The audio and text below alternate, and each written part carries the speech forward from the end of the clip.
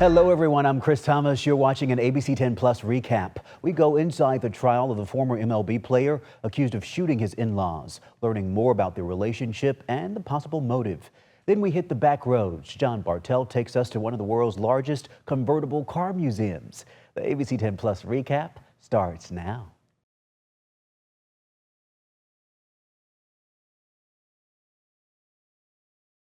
Stockton City leaders are coming together for a second day to try and draft a budget. Yeah, but there are new challenges this year, including vacant positions. ABC10's Gabriel Porras has more from City Hall.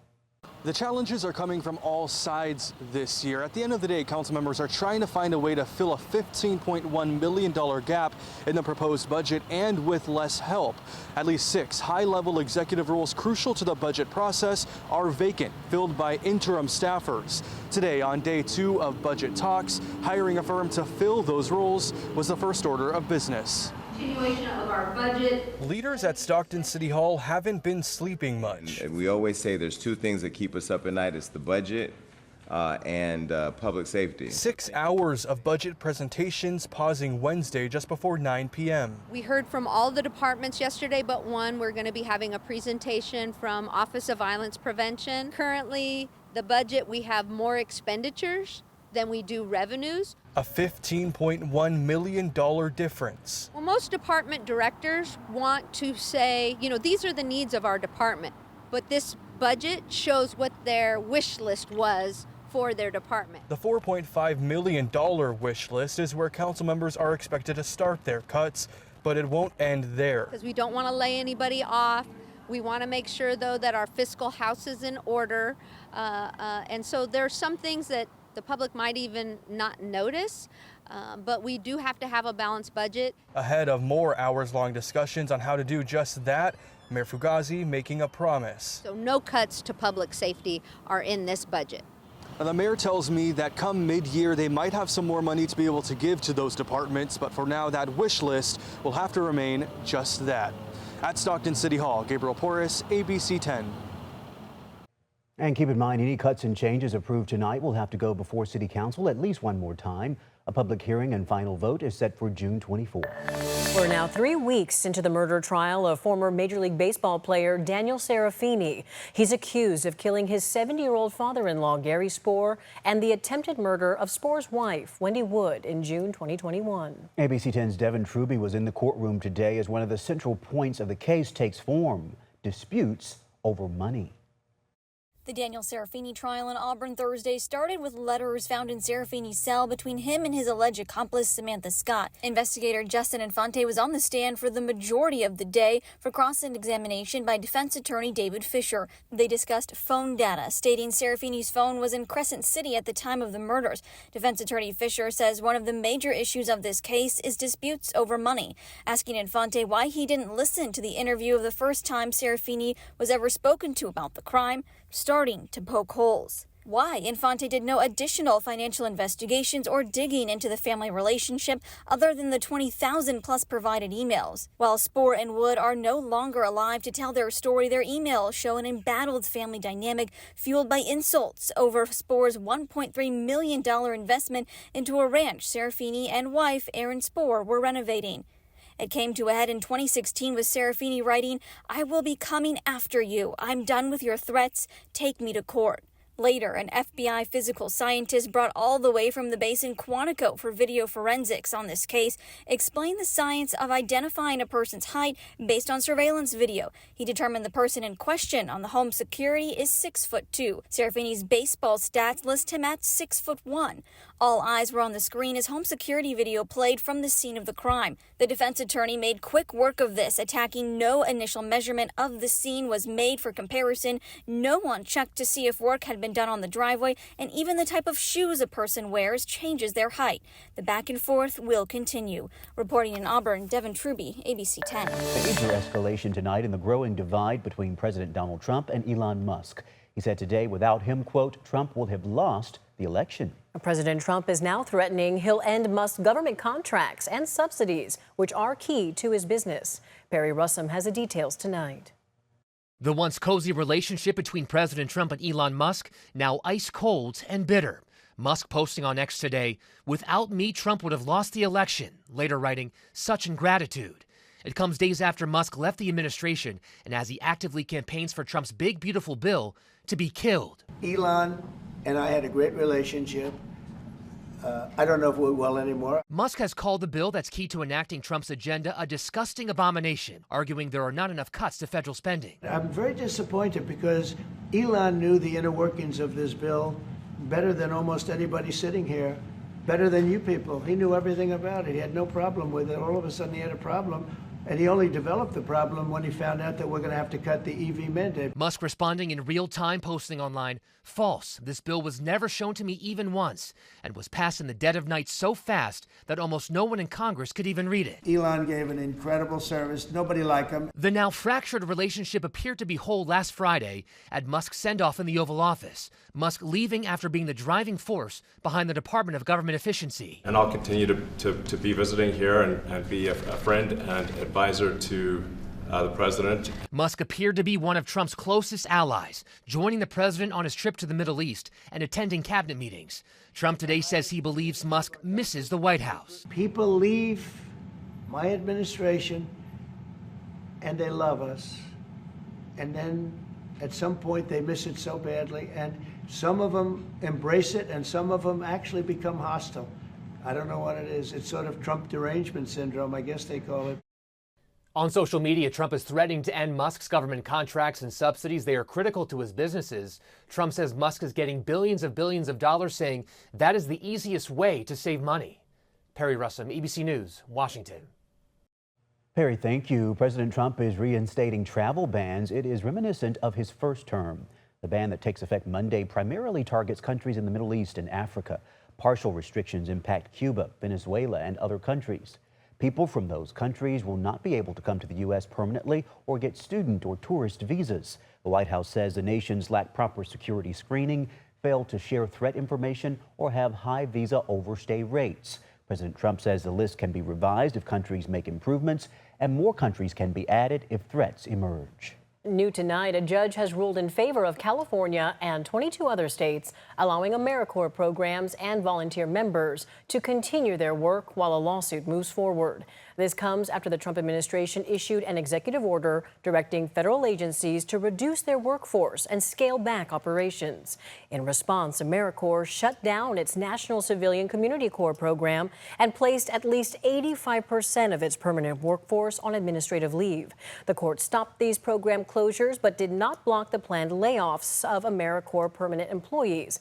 Governor Newsom released a statement today saying in part, quote, "Common sense has prevailed over cruelty. The court is rightly siding with volunteers and service members." Let's turn to your weather now and bring in Chief Meteorologist Monica Woods and that Delta breeze to the rescue again.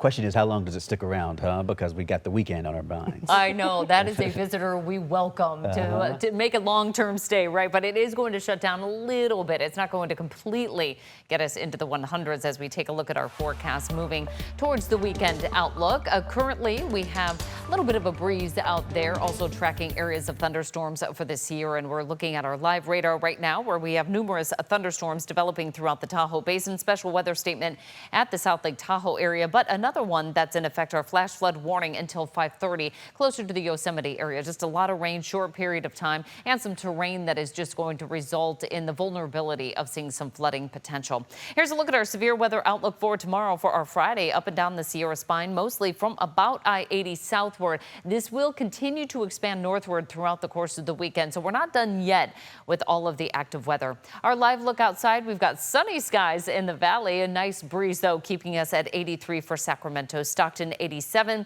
Modesto at 88, 89 for Marysville, and cloudy skies 68 for Tahoe. Keep in mind, still an active weather environment up there in the high country. Highs for today in the 70s for the Tahoe Basin, 80s for the foothills, 80s throughout the valley. Sure nice to see those widespread 80s for today, courtesy of that Delta breeze, 78 for Fairfield. But again, tomorrow we start to chip away at some of the warmer conditions moving our way. We start the day off with our sunrise at 5:42. We'll be in the 50s until 7 a.m. and then we dip into the 60s there. By noontime, we're warming to around 80 degrees. We're upwards from there into the low 90s for the afternoon forecast. And again, a warmer afternoon for us there. And it's all because of those breezes kind of shutting down. They'll still have a little bit of an impact on our forecast for tomorrow, just less of it. At least a little bit of a wind keeps us out of the triple-digit range because just a week ago we were talking about our first 100s of the year. Nice not to see that repeat, right? We have that instability continuing in the Sierra for our Friday forecast. Under this ridge of high pressure, though, the valley stays dry and warm.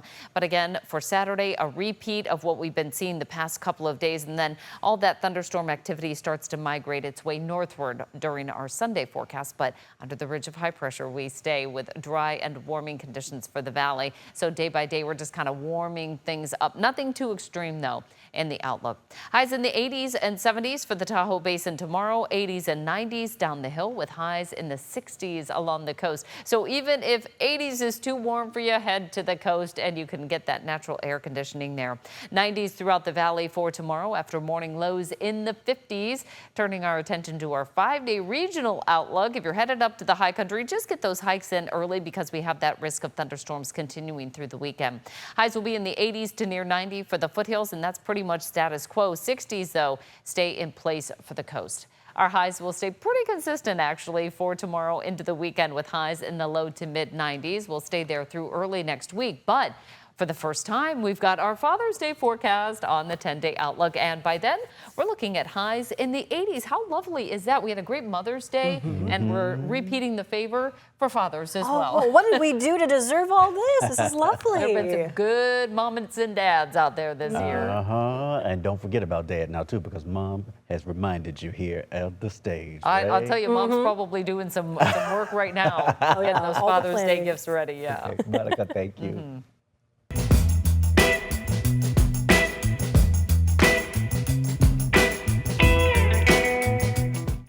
Well, it's time now for another trip on the back roads. Tonight, John Bartel takes us to San Diego County to go topless, ooh la la, in the world's largest convertible car museum.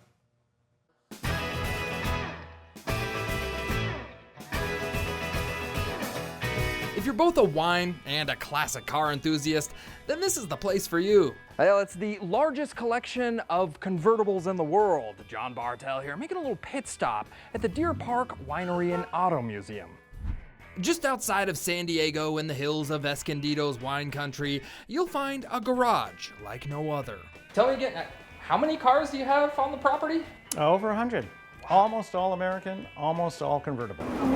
If you like the feeling of wind through your hair, you're probably gonna like the Deer Park Winery and Clark Knapp's collection of convertibles. Deer Park Winery and Auto Museum has been here 46 years. We are the world's largest collection of convertible automobiles in the world. From 1800s horseless carriages to the classic American soft top, the Auto Museum has a little something unique from every era, including this ultra-rare 1954 Kaiser Darren, which was experimental and a bit finicky, as you'll see. This is one of the first fiberglass cars ever produced. In addition, they did these pocket sliding doors, which sometimes work. Owner Clark Knapp says a lot of what you'll see at his museum showcases many short-lived convertible designs. Kind of sneak in there, huh? Kind of got to be a bit of a contortionist, don't you? The three-wheeled Messerschmitt, also known as the cabin scooter, was an economic German town car that was, for obvious reasons, only produced for a few years. Yeah, it is very claustrophobic in here.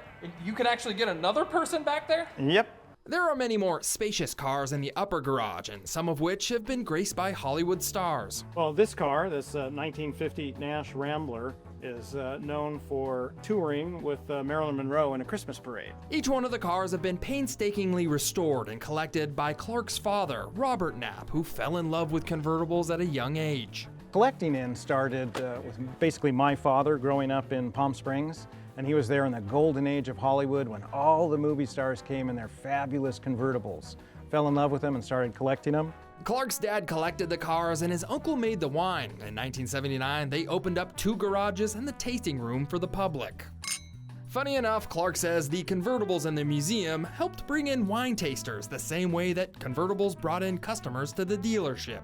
And the convertibles were lower production cars, and they were the ones that the dealers used to draw people into the dealership, and they ended up typically driving away in a more practical hardtop. From the Deer Park Winery and Auto Museum, I'm John Bartel. Hope to see you on the back roads. A little trip down memory lane. We like it, John. Remember, you can find more Bartel's Backroads destinations on the ABC10 Plus TV streaming app. They are all under the Shows tab. Just scroll down to Travel. Download the free app to your TV.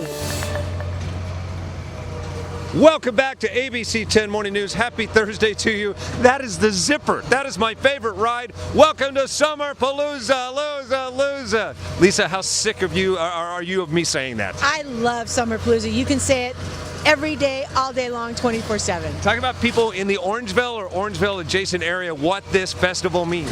This is our community coming together to celebrate community, the best of Orangeville, and we want our neighbors, our neighboring communities to come on out and join us. Super cool. I've been talking about this all morning long. 360 degrees of trees. Where do you get that? This is not some shady strip mall, grassy floors. Everything's awesome. We love this. 36 acres of park, and you get to come out and enjoy it. And also, if you want to talk about value, $4 to get in for adults. $3 for seniors and kids. Now, how crazy is that pricing? You, sir, if you would introduce yourself. I'm Richie B. I'm known as the one-man circus. I'll be here all weekend long entertaining everybody here at the fair. I love this guy. This is the one time he has not been juggling. And how many generations of performers in your family? Oh, I'm the second generation. I started with my father back in the 70s, 80s, and I am the second generation. Super cool. I'm going to wrap this up. Coming up in the 6 o'clock, I'll tease ahead. This guy is going to swallow a sword. This fair lasts until when? Sunday afternoon. And I'm going to ride my ride. My favorite ride. This is the Zipper. This one was built in 1962. I came along not too far after that. Buen dia, good morning. Can I ride? Yeah. All right, let's do it. All right. It might take a minute to shut it down and get me in, so let me just tease ahead. Wherever you go to the ABC 10 Plus app. Make sure you're watching this. And again, it's Summer Palooza. Everything you want in a fair and more. Back to you. It would be tough for you to jump on right now, so we'll wait, although you've probably done that So can before. I jump on? Me? Yeah. I Oh, think he I can didn't- ride, but again, he the process takes a little while. Yeah. I don't think he wants, he's sort of busy right now. There you go. All right, go, Mark. Jump on. Yeah, like wait for those things. All right. Mark mentioned earlier, the first time as a kid, he threw up, and then he feels confident with that white suit that that's not going to happen yet. He's dressed as Colonel Harlan Sanders. Okay, here we go. And, here we go. Are you? Wow. Can you hear us? He's already starting. Let's do it. Let's All right, do we're it. on the ride. This is one small step for me. Yes, it one is. giant leap for Orangeville. Yeah. I love it. Hey, What I love about it is that things if the fall off operator as you go can hear around. us, It adds to put the it on intensity. turbo. There's a XL little turbo. There's a little throw up in the mouth. We'll keep it in the mouth. Ah! Son of a mother! What a danger! First risk. You know the game like the baseball games where they put the baseball underneath the hat? And you have to figure, I don't know which one Mark Allen is in right now, so we have to guess. If you were there, you'd know it'd I be the lost loudest track. one. I lost track of where he's at. He sounds like he's in pain. There's people watching this right now in two categories. Some people saying, nope, not for me. And then a lot of people are saying, you know what? Sounds pretty good. Yeah. He's sort of the station's battering ram, where if you're not really sure about a ride, like send Mark out there just to make sure if it's safe or not, and then assuming it's safe, then we'll ride it. But in the meantime, in the meantime, this is what we do with him. Mark, we hope you're okay. Hey, Mark, is that an alligator farm? Why don't you go check it out? You know the best part about this? They're not going to be open for a little while, so he could just stay on that ride the rest of the morning. They don't even have to stop it at all. Stop it! Stop it, yeah. The guy can't hear him say stop it. All right, so we'll stop it. All right. Mark S. Allen, thank you. Thanks for watching this ABC 10 Plus recap. We are here 24/7 on the free ABC 10 Plus TV streaming app. You can get your local news and weather anytime, anywhere. I'm Chris Thomas. We'll see you next time. We are in day one of a weather impact alert. Tracking a couple big weather impacts, including a red flag warning and big heat developing. Heavy rain continues. I hear it on the roof right now. We're already seeing the impact of the storm. We're planning for those changes. Triple-digit heat leading to cancellations and concerns. Stay fire ready. On Weather Impact Alert Days, stream extended coverage on ABC10 Plus.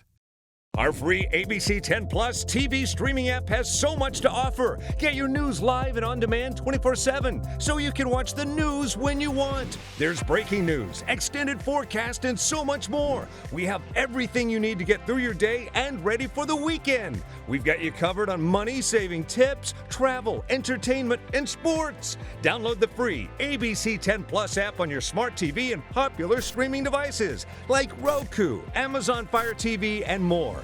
ABC10. We stand for you 24/7. Thanks for watching ABC10 Plus. And now that you're here, why don't we take a look around and see what else is here? The very first tile on your left is always going to be streaming 24/7. You can find us adjacent to that, breaking news if it's there. And then right next to that, a replay of the most recent newscast. Whether it's ABC10 Morning News at 5, 6, or beyond, it's going to be there. The forecast beyond that, and then right beyond that, the news that matters the most. Now that you know the basic tiles, let's go up to the top and take a deeper dive into news. We have every single newscast that you would need, including To the Point with Alex Bell, taking a deeper dive into the issues. Beyond that, ABC10 Morning News at 5 and 6 and 11, the evening shows as well. Below that, you can watch the top stories from To the Point. Under that, Dollars and Cents, where you can learn how to navigate this challenging economy. And below that, you can watch our award-winning ABC10 Special Investigations, where we hold the powerful accountable. Going into weather, look, it's the 10-day forecast, getting you ready for the weekend and beyond. Beyond that, sports. I know you care about the Sacramento Kings. We have the most comprehensive guide to anything, everything Kings in the locker room and on the court. We have it. Below that, I know you care about the San Francisco 49ers. Backing out again, come up to the top and join me on Verify. I'm super excited about this. Our experts are checking the facts, verifying the truth for you. Jump up now to shows. Very excited about this. Oh, look.